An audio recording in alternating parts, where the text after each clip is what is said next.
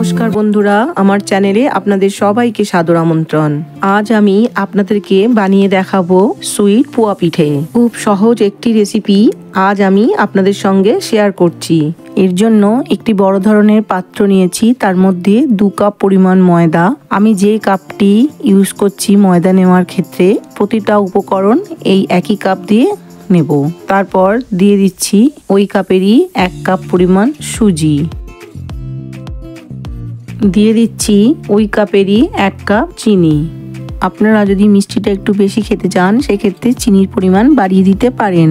দিয়ে দিচ্ছি ওই কাপেরই 1.5 কাপ পরিমাণ দুধ। মাখাবার ক্ষেত্রে এই 1.5 কাপ দুধ দিয়ে পুরোটা মাখানো হবে না, সেক্ষেত্রে আমি জল ইউজ করব। এবার একটি হাতা দিয়ে সব একসঙ্গে মাখিয়ে নেব।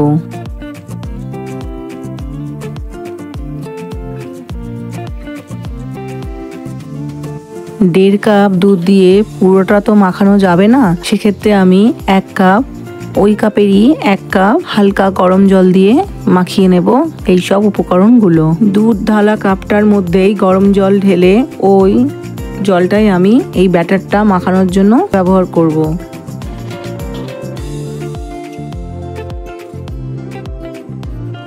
ঠিক ব্যাটার রেডি করে নিয়েছি। এবার 20 মিনিটের জন্য আমি একটি ঢাকা চাপা দিয়ে রেখে দেব।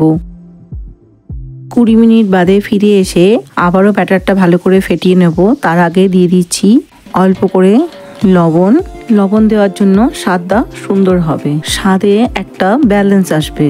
অল্প অল্প গরম জল অ্যাড করতে করতে একটা ঠিক ঘনত্বের ব্যাটার বানিয়ে নিচ্ছি। ব্যাটারটা ভালো করে ফেটিয়ে নিতে হবে, তাহলে পিঠেটা খুব সুন্দর তৈরি হবে। তেলে দেওয়ার সাথে সাথেই পিঠেটা তেলের ওপর সুন্দর করে ভেসে উঠবে আর ভিতরটা জালিদার তৈরি হবে, সঙ্গে সফটও হবে। সুন্দর স্বাদের জন্য 1/2 চা চামচ মৌরি অ্যাড করে ভালো করে মিশিয়ে নেব। ওদিকে কড়াইতে তেল গরম করতে বসিয়ে দিয়েছি, একটু বেশি করে তেল দিয়েছি। তেলটা ভালো করে গরম হয়ে গেলে 1 হাতা করে ব্যাটার নিয়ে তেলের মাঝে দিয়ে দেব। তেলের মধ্যে পিঠেটা দেওয়ার পরে তেলের ওপর ভেসে উঠে সুন্দরভাবে ফুলে গেল। এবার হাতা দিয়ে তেলটা সমানে পিঠেটার উপরে দিতে থাকবো যাতে ভালো করে পুরো ফুলে যায়। এবার উল্টে পাল্টে লাল করে ভেজে নেব। পিঠে ভাজা হয়ে গেলে তুলে রাখবো।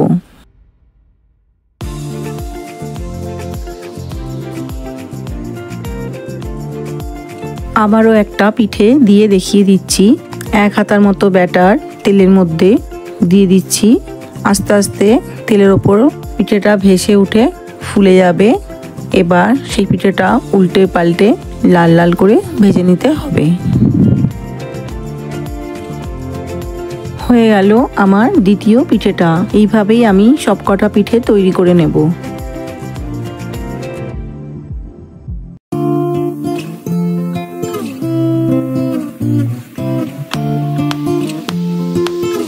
যদি আজকের ভিডিওটি ভালো লেগে থাকে তো অবশ্যই লাইক করুন, শেয়ার করুন ফ্যামিলি এবং ফ্রেন্ডসের সঙ্গে।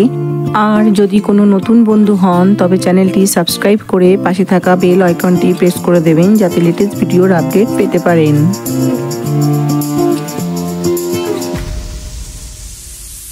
আজ এই পর্যন্ত, আবার অন্য কোনো রেসিপি নিয়ে চলে আসবো পরবর্তী ভিডিওতে। নমস্কার।